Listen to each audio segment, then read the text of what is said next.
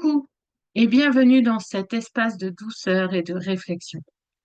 Aujourd'hui, je t'emmène explorer une partie un peu mystérieuse de toi-même. Cette zone que tu ne vois peut-être pas, mais que les autres perçoivent. Ce reflet caché, parfois fait de belles forces oubliées, parfois de blessures qu'on n'a jamais osé regarder. On va parler ensemble de ces facettes de toi que tu n'as pas encore pleinement rencontrées et qui pourtant peuvent changer beaucoup de choses dans ta vie.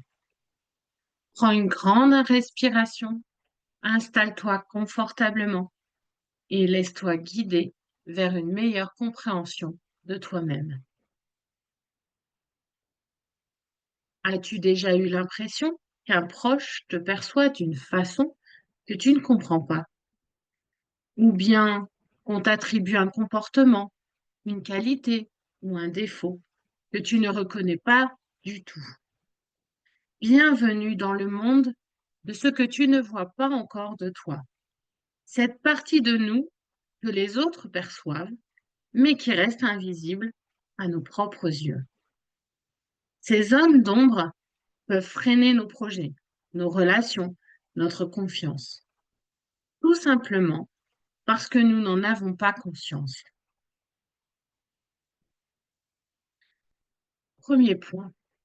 Qu'est-ce que les autres savent de vous que vous ne connaissez pas? Cette facette de nous-mêmes que nous ne voyons pas, mais que notre entourage perçoit clairement. Ce peut être un trait de caractère, trop perfectionniste, trop exigeante, très douce, une manière de communiquer, une façon de réagir face au stress ou au conflit, un comportement récurrent qui nous dessert. Ces données que vous ne connaissez pas se situent dans ce que l'on appelle en développement personnel la zone aveugle, dans la fenêtre de Johari. Ils sont souvent liés à nos mécanismes de défense, nos blessures passées ou nos croyances inconscientes. Et le plus étonnant, on peut passer des années sans se rendre compte de leur impact, jusqu'au jour où quelqu'un ose nous le dire, ou qu'un événement nous met face à nous-mêmes. Deuxième point. Pourquoi est-ce si important d'éclairer ces zones? Parce que ce que tu ignores te contrôle.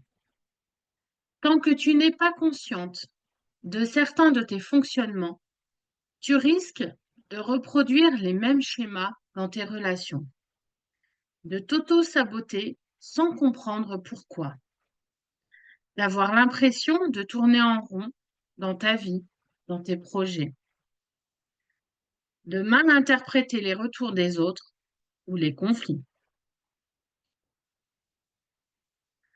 En découvrant ces parties de toi, tu vas pouvoir mieux te comprendre et t'accepter, gagner en authenticité dans tes relations, te libérer de certains blocages, avancer avec plus de clarté, de confiance et de liberté. La connaissance de soi est un chemin vers la paix intérieure. Troisième point, comment commencer à explorer ce que tu ne connais pas de toi-même? Voici 3 pistes simples et puissantes pour faire émerger ces zones invisibles. Ose demander du feedback. Demande à une personne bienveillante et sincère de te dire ce qu'elle apprécie chez toi, ce qu'elle perçoit comme un frein ou un schéma récurrent, ce qu'elle ressent dans ta façon d'agir ou de réagir. Note que ce n'est pas toujours confortable, mais c'est profondément transformateur.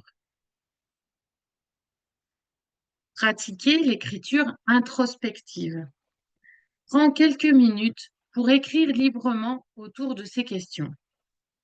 Qu'est-ce que je refuse peut-être de voir chez moi? Y a-t-il des retours qu'on me fait souvent et que j'ai du mal à entendre? Dans quelle situation je réagis toujours de la même façon? sans comprendre pourquoi. Laisse-toi surprendre par ce qui vient. Ton inconscient a des choses à te dire. Pratique la pleine conscience. En observant tes réactions au quotidien, sans jugement, tu ouvres un espace pour accueillir ce qui est là, même si ce n'est pas ce que tu aimerais. Exemple, quand tu es frustré, triste, en colère, que fais-tu? Que dis-tu? Que ressens-tu? Cette observation t'amène petit à petit vers plus de clarté sur ce qui se joue à l'intérieur de toi. Découvrir ce que l'on ne sait pas de nous, c'est comme allumer une lumière dans une pièce oubliée. Ce n'est pas toujours agréable au début, mais c'est toujours libérateur.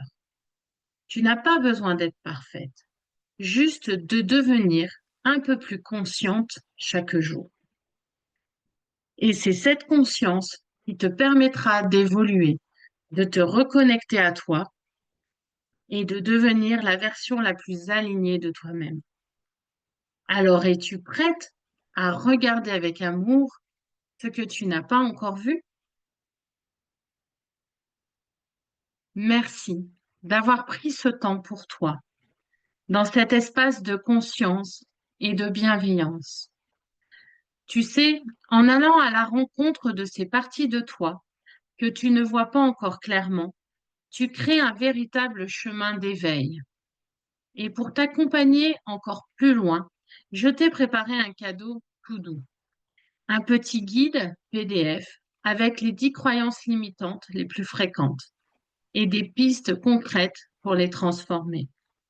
Tu le trouveras juste sous cette vidéo dans la description. Si tu as aimé ce moment, pense à liker, à t'abonner à la chaîne pour ne rien manquer. Et si le cœur t'en dit, viens me partager en commentaire ce que tu as découvert sur toi.